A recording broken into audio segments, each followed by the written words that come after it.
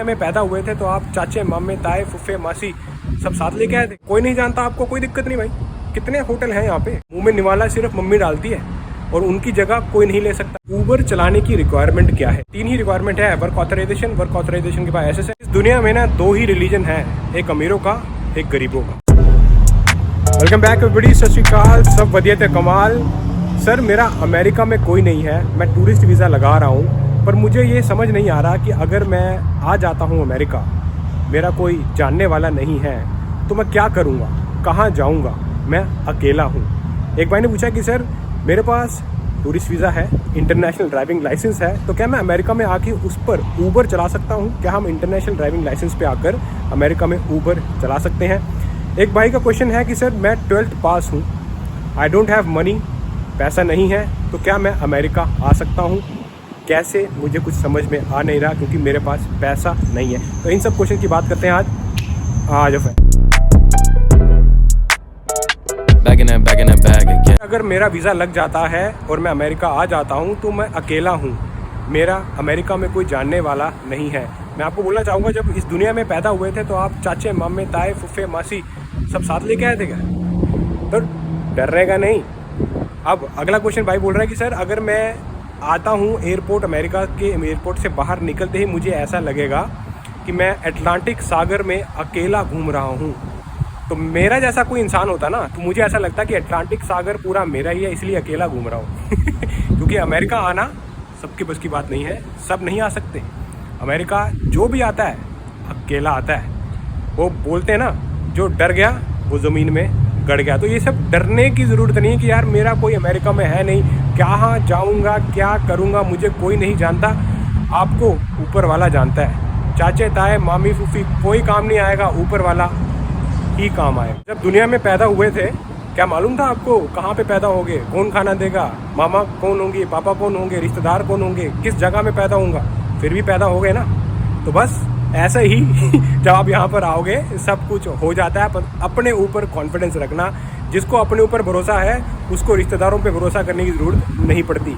आपके अपने स्किल, आपका अपना कॉन्फिडेंस सब कुछ दिलवाएगा आपको अमेरिका में। लेकिन आपको हिम्मत रखनी होगी, ऊपर वाले पे यकीन रखो। वो हमेशा बोलते हैं बिलीव इन गॉड, चक दो के फटे। अब मैं बताता हूँ आपको क्या करना है जब एयरपोर्ट से बाहर निकलते हो। जब एयरपोर्ट से बाहर निकलोगे, Uber lift online app install करो, ऊबर कर सकते हो। आपके पास क्रेडिट कार्ड होना चाहिए, वो क्रेडिट कार्ड वहाँ पे लगाओ, पैसा दो और जहाँ भी जाना जाओ। अब उसके बाद होटल बुकिंग कर लो, कोई नहीं जानता आपको, कोई दिक्कत नहीं भाई। कितने होटल हैं यहाँ पे।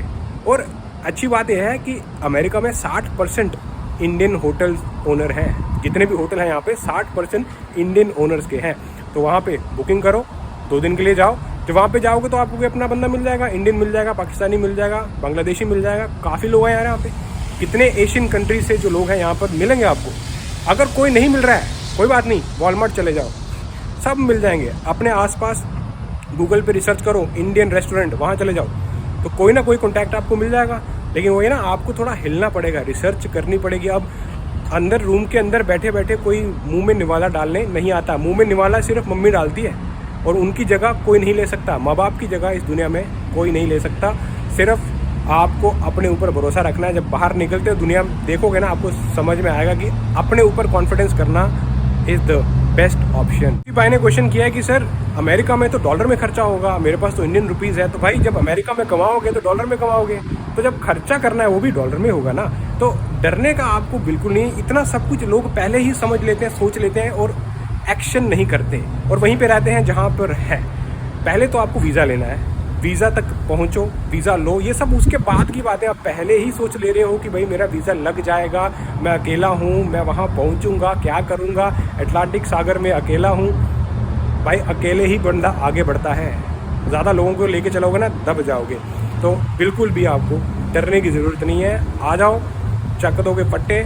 काफ़ी लोग यहाँ पर आपको अपने देसी मिल जाएंगे। सब कुछ आपका स्टेप बाय स्टेप हो जाएगा। हर चीज़ इंसान के हाथ में नहीं है, लेकिन चल तो सकते हैं। जब चलोगे अगला स्टेप आहिस्ता आहिस्ता एक बाय एक करके ऊपर चलते जाओ। अब अगले क्वेश्चन पे चलते हैं कि सर मैं अगर टूरिस्ट वीज़ा पे आता हूँ और मेरे पास इंटरनेशनल ड्राइविंग लाइसेंस है, तो क्या मैं अमेरिका में आके ऊबर चला सकता हूँ? तो भाई सबसे पहले तो बात करते हैं कि ऊबर चलाने की रिक्वायरमेंट क्या है। ऊबर चलाने के लिए रिक्वायरमेंट है कि आपके पास वैलिड ड्राइविंग लाइसेंस होना चाहिए यहाँ का। SSN नंबर होना चाहिए यहाँ का। तो अब SSN नंबर निकालने के लिए आपको क्या चाहिए? Work authorisation. और वर्क ऑथराइजेशन कौन देता है? USCIS। वहाँ से आपको वर्क ऑथराइजेशन लेना है, उसके बाद SSN अप्लाई करना है। SSN अप्लाई हो गया, फिर ड्राइविंग लाइसेंस निकालना है जो कि USA का हो।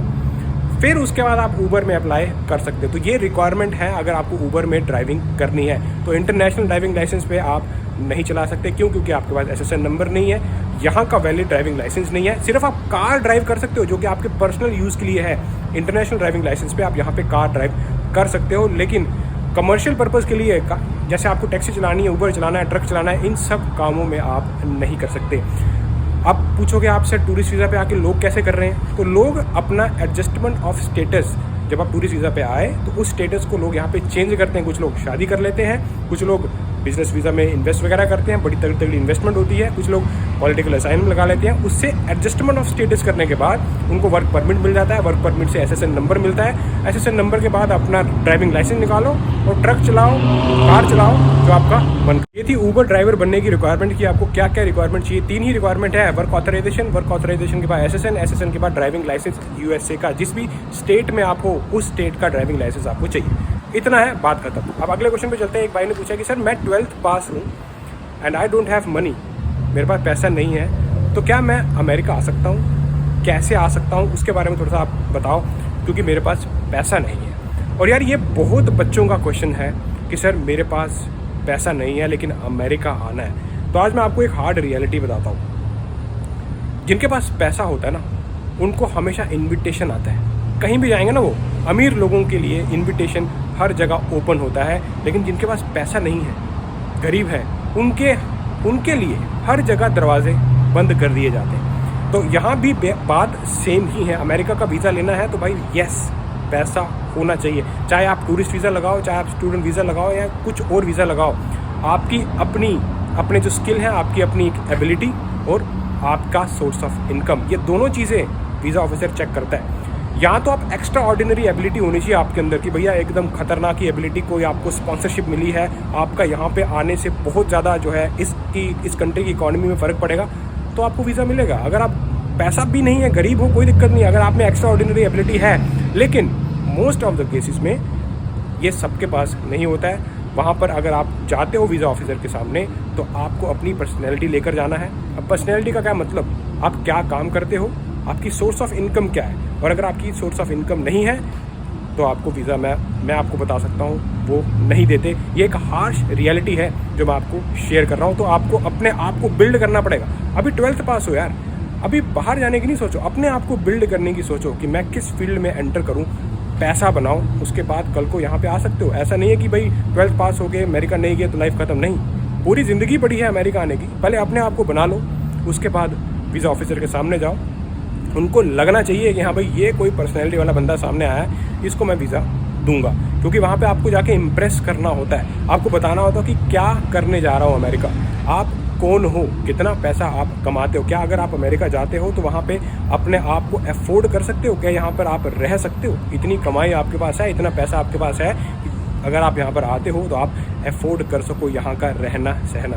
तो ये है रीज़न कि इतना आसान नहीं होता है अमेरिका का वीज़ा लेना, लेकिन इतना मुश्किल भी नहीं है। 5 मिनट से भी कम इंटरव्यू होता है। अगर आपको किसी ने वीज़ा देना है, वीज़ा ऑफिसर ने, तो 2 मिनट भी नहीं लेगा। खाली आपकी पर्सनैलिटी चेक करेगा, आप क्या हो, क्या करने जा रहे हो, बात खत्म। काफ़ी बच्चों का ये क्वेश्चन होता है कि सर 12th पास के बाद अमेरिका जाना। तो मैं आपको ना सीधा सीधा बोलूँ, यहाँ पे मास्टर्स और PhD करने आओगे ना तो वीज़ा आराम से मिलता है। लेकिन अगर 12th पास ग्रेजुएशन करने आनी है तो भाई बहुत ही रेयर, बहुत ही मुश्किल होता है कि वीज़ा मिले। क्यों? क्योंकि अभी आप बच्चे हो यार, 12th पास हो और उसके बाद आपको जो है काफ़ी कुछ चीज़ें सीखनी है। अमेरिका हमेशा उसको प्रेफरेंस देता है जिनके पास एक्सपीरियंस है, ताकि वो यहाँ पर आएँ और यहाँ पे अपने उन आइडियाज़ को इम्प्लीमेंट करें ताकि ये देश आगे बढ़े। तो ये है असली रीज़न अमेरिका का वीज़ा मिलता है। तो क्यों मिलता है? जब तक यहाँ पर आपकी वैल्यू है, आप कुछ वैल्यू प्रोवाइड कर रहे हो, आपको वीज़ा मिलेगा। तो जितने बच्चे 12th पास कर रहे हैं तो अपने पहले बाहर निकलने की फोकस मत करो कि भाई अमेरिका जाना है, ये है वो है। नहीं, अमेरिका आने का मौका मिलेगा यार, बिल्कुल मिलेगा। अपने ऊपर पहले फोकस करो कि भाई 12th हो गया, अब मेरे को किस फील्ड में जाना है, किस स्ट्रीम में जाना चाहिए।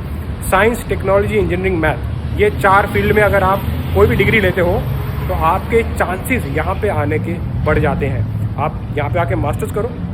आप जो भी बैचलर्स करते हो इंडिया में ही करो, क्योंकि यहाँ पे बैचलर्स बहुत महंगी है भाई।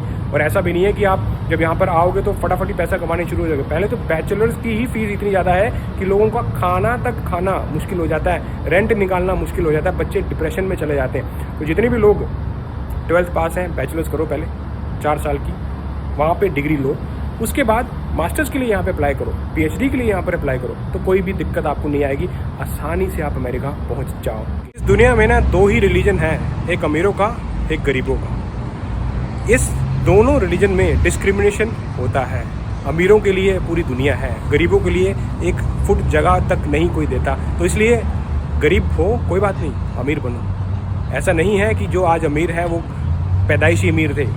काफ़ी लोग हैं, आपको एग्जाम्पल देखने को मिल जाएगी, यहाँ पर आए कुछ पैसा नहीं था लेकिन आज मल्टी मिलियनर है, आज सक्सेसफुल है। वो क्यों? क्योंकि अपने ऊपर भरोसा था कि भैया कोई बात नहीं, जिंदा गरीब हुए हैं लेकिन मरेंगे अमीर।